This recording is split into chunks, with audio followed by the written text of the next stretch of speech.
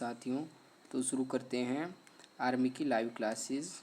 तो साइंस की क्लासेस पहले हम शुरू करते हैं, जिसमें फर्स्ट चैप्टर है आपका ध्वनि एवं तरंग साइंस का। तो शुरू करते हैं ध्वनि एवं तरंग। ध्वनि एवं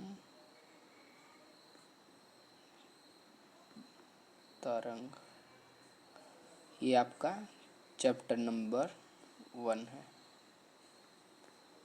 ध्वनि एवं तरंग। अब तरंग होती क्या है? तरंग होती है आपकी वेव, इंग्लिश में बोलते हैं वेव, तरंग को बोलते हैं वेव। और डेफिनेशन, माध्यम में उत्पन्न हलचल। जो भी मीडियम में जो है, माध्यम में जो है हलचल होती है, मतलब डिस्टरबेंस होती है, डिस्टरबेंस इन मीडियम, या तो माध्यम में जो हलचल होती है उसको वेव या तरंग बोलते हैं। ओके। अब तरंग जो है दो टाइप से होती है। तरंग संचरण, जो तरंग चलती है, वेव जो चलती है वो दो तरीकों से चलती है। तरंग संचरण दो तरह से होता है। तरंग संचरण दो तरह से होता है। पहला, जिसमें कण का स्थानांतरण नहीं होता है। कण एक जगह से दूसरी जगह नहीं जाता है, स्थानांतरण नहीं होता है। इसमें कण स्थानांतरित नहीं होगा एक जगह से दूसरी जगह। ओके। और दूसरा, जिसमें ऊर्जा मतलब एनर्जी या संवेग मतलब मोमेंटम का स्थानांतरण होगा।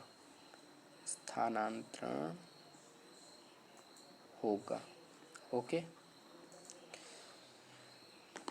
ये दो टाइप से आपकी जो है वेव प्रोपेगेट करती है, मतलब तरंग संचरण होता है दो तरीकों से। अब टाइप ऑफ वेव, तरंग कितने प्रकार की होती है? तरंग के प्रकार,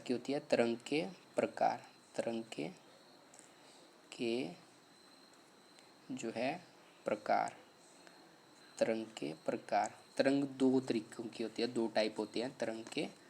कौन कौन से? नंबर एक पे आ गई आपकी यांत्रिक तरंग बोलते हैं, जिसको हम यांत्रिक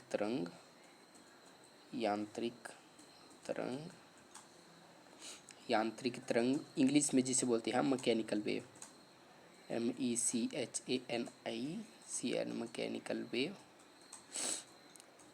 और सेकंड है आपकी विद्युत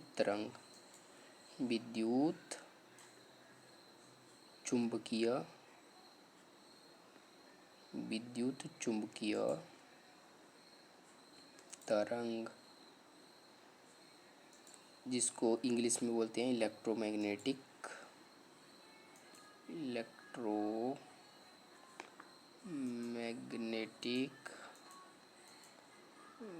वेव। ओके। अब हम एक एक करके इनको एक्सप्लेन करेंगे। अब एग्ज़ाम में आता क्या? एग्ज़ाम में डेफिनेशन थोड़ी ना पूछेंगे कि एग्ज़ाम में आपसे एग्ज़ाम्पल पूछते हैं, तो हम एक एक करके इनके एग्ज़ाम्पल भी देखेंगे। वो एग्ज़ाम्पल इंपॉर्टेंट होते हैं। तो मैकेनिकल वेव होती क्या है? मैकेनिकल वेव है जिसको यांत्रिक तरंग बोलते हैं, मैकेनिकल वेव या यांत्रिक तरंग। ओके। मैकेनिकल वेव ऐसे जैसे डिफरेंस करते हैं वैसे ही लिख लेना। मैकेनिकल वेव या यांत्रिक तरंग, इलेक्ट्रोमैग्नेटिक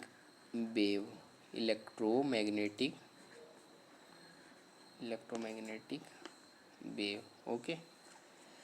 तो अब मैकेनिकल वेव या यांत्रिक तरंग क्या होती है? यांत्रिक तरंग वो तरंग होती है जिसको जो है चलने के लिए माध्यम की आवश्यकता होती है, मीडियम की आवश्यकता होती है। मतलब मीडियम जो आपका, जैसे मीडियम हो गया, मतलब किसके द्वारा जाती है? जैसे हवा आपका मीडियम हो गया, वायु। जैसे साउंड ट्रैवल करती है किसके थ्रू मतलब जो हवा में कण होते हैं उनके थ्रू, तो वो क्या हो गया, मीडियम हो गया। तो इसको जो है मीडियम की आवश्यकता नहीं होती है, मतलब ये ऐसी तरंग जिसको मीडियम की आवश्यकता नहीं होती है, माध्यम की आवश्यकता नहीं होती है, वो होती है मैकेनिकल वेव। तो क्या हो गया, वह तरंग जिसे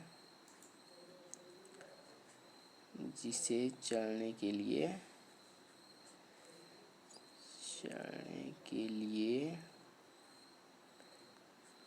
माध्यम मतलब माध्यम की आवश्यकता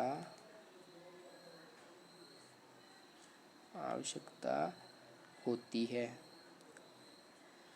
इसको चलने के लिए माध्यम की आवश्यकता होती है। ओके। मैकेनिकल वेव वह तरंग होती है जिसे चलने के लिए माध्यम की आवश्यकता होती है, और इलेक्ट्रोमैग्नेटिक वेव वो होती है जिसे चलने के लिए माध्यम की आवश्यकता नहीं होती, वो वैक्यूम मतलब निर्वात में चल सकती है। तो वह तरंग जिसे किसी माध्यम की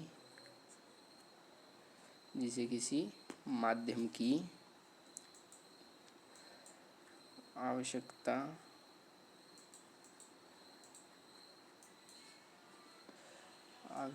नहीं पड़ती है।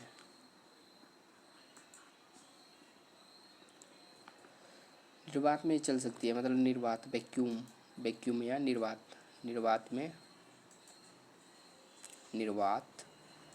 मतलब वैक्यूम बोलते हैं इंग्लिश में, वैक्यूम में चल सकती है।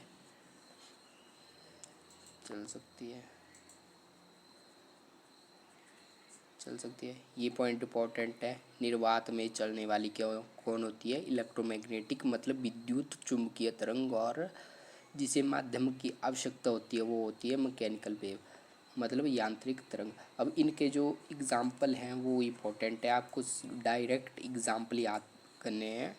मतलब एग्जाम्पल जो है, इसका फर्स्ट एग्जाम्पल है अनुप्रस्थ तरंग।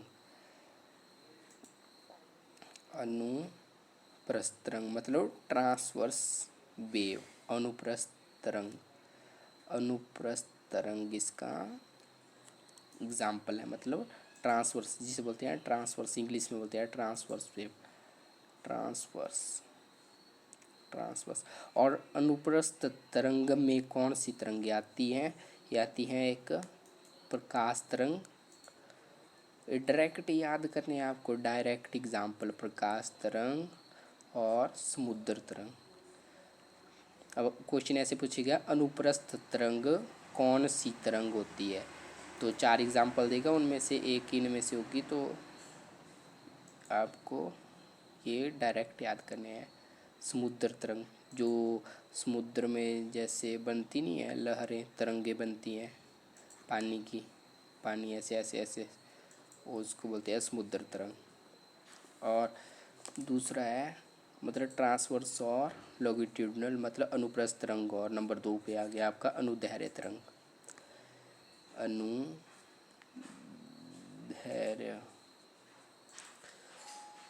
अनुदैर्ध्य तरंग,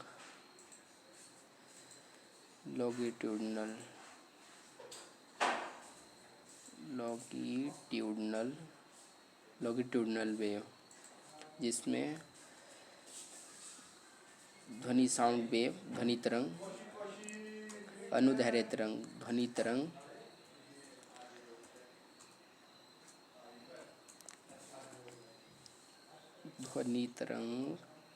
नंबर 2 भूकंप तरंग,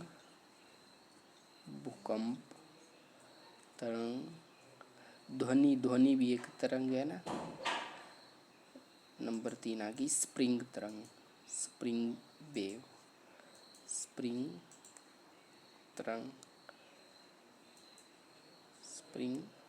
तरंग आपकी।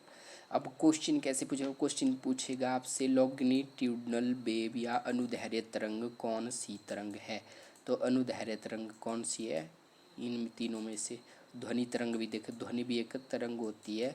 भूकंप तरंग, स्प्रिंग तरंग, जो स्प्रिंग होता है ना, ऐसे दबाओ उसको फिर ऐसे छोड़ो तो एकदम ऊपर जाता है ना, तो वो तरंग तरंग टाइप बना के जाता है।